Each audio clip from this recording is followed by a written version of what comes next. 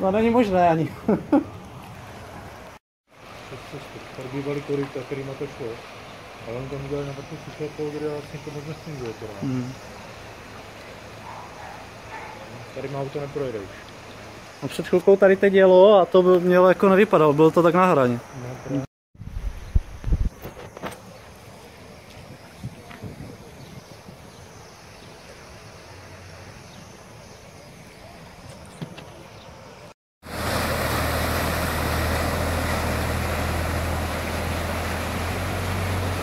No už to ustupuje.